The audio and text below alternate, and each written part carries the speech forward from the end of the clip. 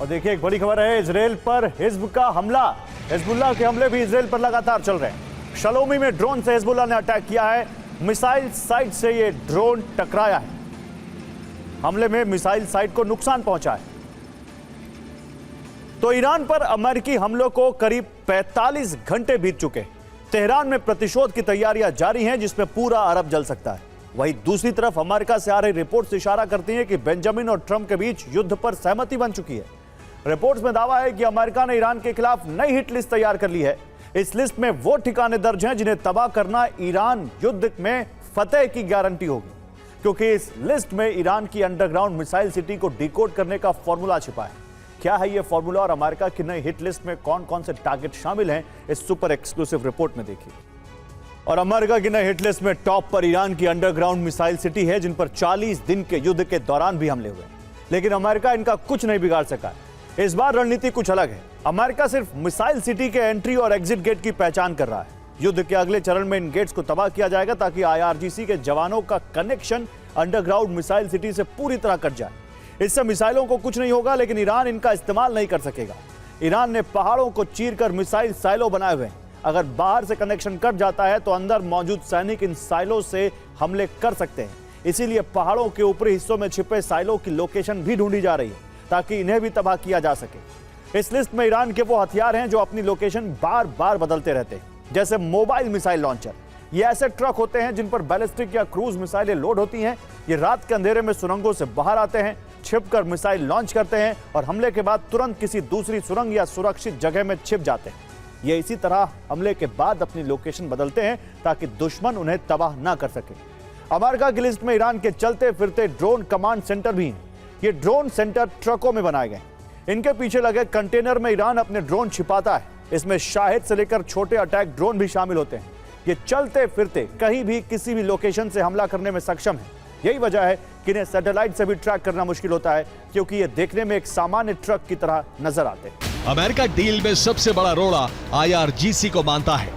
IRGC के top commanders की ताकत उनके वॉर कमांडर्स हैं। यही युद्ध की असली रणनीति तैयार करते हैं। अमेरिका इन कमांडर्स की पहचान कर रहा है। दावा है कि ये कमांडर सीक्रेट बंकरों में छिपे रहते हैं या फिर लगातार अपनी लोकेशन बदलते हैं, ताकि अमेरिका इनकी पहचान कर भी ले तब भी लोकेशन ढूंढ नहीं सके।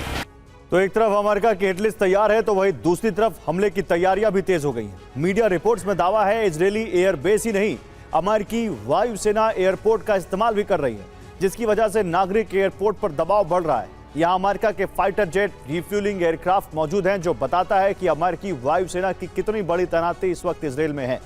इन फाइटर जेट्स और रिफ्यूलिंग एयरक्राफ्ट की संख्या पहले से कई गुना बढ़ चुकी है, जिससे नागरिक उड़ानें प्रभावित हो रही हैं। इजरायल से करीब 4100 किलोमीटर दूर जर्मनी में मौजूद रमसाटाइन एयरबेस पर भी इस वक्त जबरदस्त हलचल है।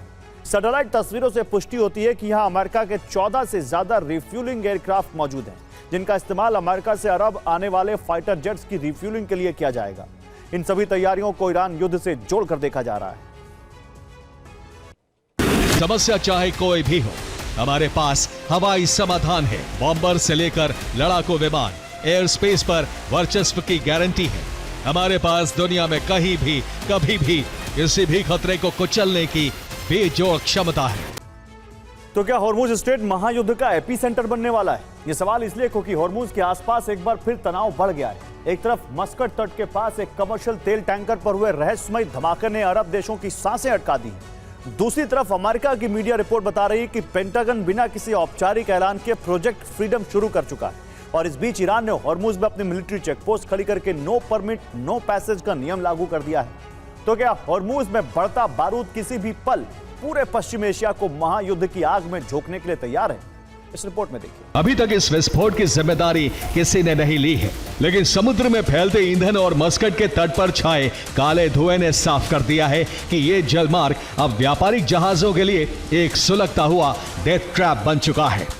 कूटनीतिक गलियारों में इस बात की पूरी आशंका जताई जा रही है कि यह हमला हॉर्मुज में अमेरिकी दखल के बाद ईरान की एक सोची समझी और बेहद आक्रामक जवाबी कार्रवाई का हिस्सा है। इस घटना ने साफ कर दिया है कि युद्ध विराम की कागजी उम्मीदें टूट चुकी हैं और दुनिया एक निश्चित विश्व युद्ध के मुहाने पर खड़ी है। समंदर की लहरों के बीच दोबारा भड़के बारूद ने ग्लोबल एनर्जी सप्लाई चेन की सांसें फिर अटका दी हैं, क्योंकि हॉर्मुज के एक तरफ कई देशों के तेल से लदे विशाल जहाज निकलने की कोशिश कर रहे हैं, तो दूसरी तरफ दुनिया भर के मेगा तेल कंटेनर हॉर्मुज में जाने के लिए इंतजार कर रहे हैं। अमेरिका और ईरान दोनों से ग्रीन सिग्नल लेकर कुछ जहाज हॉर्मुज पार करने में भी कामयाब रहे हैं। ऐसे में एक बार फिर तेल टैंकर में हुआ विस्फोट हॉर्मुज को एक बहुत बड़े युद्ध का एपिसेंटर बना सकता है। तो हॉर्मुज स्ट्रेट में ईरान अपना नियंत्रण ही बढ़ाता जा रहा है। खबर है कि हॉर्मुज में ईरान अपना स्मार्ट कंट्रोल चेकपोस्ट बना रहा है। ऐसा करते हुए ईरान ये संदेश दे रहा है कि यह समुद्री रास्ता खुला रह सकता है, लेकिन ईरान की निगरानी और नियंत्रण व्यवस्था मौजूद रहेगी। IRGC ने दावा किया कि यहां से होने वाली कोई भी समुद्री आवाजाही उसकी सुरक्षा व्यवस्था और समन्वय के तहत ही हो रही है। ईरान का कहना है कि वह भी हॉर्मुज से गुजरने के लिए कोई टोल नहीं ले रहा है, लेकिन बिना अनुमति के किसी जहाज की आवाजाही स्वीकार नहीं की जाएगी। ईरान ने दावा किया है कि पिछले 24 घंटे में कम से कम 25 जहाज उसके स्मार्ट कंट्रोल से होकर हॉर्मुज से गुजरे हैं, लेकिन इसी समुद्री तनाव के बीच मस्कट तट के पास हुए धमाके ने तनाव दोबारा बहुत बढ़ा दिया है। ओमान के मस्कट तट से 111 किलोमीटर दूर एक तेल टैंकर के बाहरी हिस्से पर एक विस्फोट हुआ। विस्फोट के बाद समुद्र में ईंधन रिसाव की खबर आई और इसके साथ ही समुद्री सुरक्षा को लेकर नई चिंता पैदा हो गई। हॉर्मुज में अमेरिकी नौसेना ने एक बड़े और खुफिया ऑपरेशन को शुरू कर दिया है। अमेरिका की ही मीडिया रिपोर्ट में दावा किया गया है कि अमेरिकी नौसेना ने हॉर्मुज में कुछ जहाजों की आवाजाही में मदद करनी शुरू कर दी है।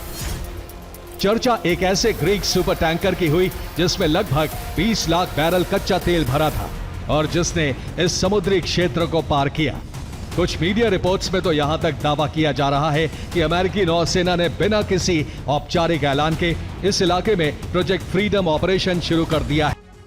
स्क्रीन पर दिख रही यह रेड लाइन अमेरिकी नौसेना की फारस की खाड़ी के बाहर चक्रव्यूह जैसी वो नाकाबंदी है जिसने 13 अप्रैल से लेकर अब तक ईरानी शासन से जुड़े 108 कमर्शियल जहाजों को जबरन वापस लौटने पर मजबूर कर दिया है। लेकिन इस भारी तनाव के बीच असली रहस्य प्रोजेक्ट फ्रीडम को लेकर गहराया हुआ है। अमेरिकी media the wall street journal ने एक बहुत बड़ा दावा किया है। उनके मुताबिक अमेरिकी नौसेना ने इस बंद पड़े जलमार्ग से 20 लाख बैरल कच्चे तेल से लदे एक ग्रीक सुपर टैंकर को अपने युद्धपोतों के कड़े सुरक्षा के घेरे में लेकर बाहर निकाल दिया है। दावा है कि अमेरिका ने इस सीक्रेट ऑपरेशन शुरू कर दिया है, लेकिन अमेरिकी मिलिट्री के सेंट्रल ईरानी नेतृत्व का मानना है कि केवल कागजों पर किए गए दस्तखत और समझौते किसी बात की गारंटी नहीं है।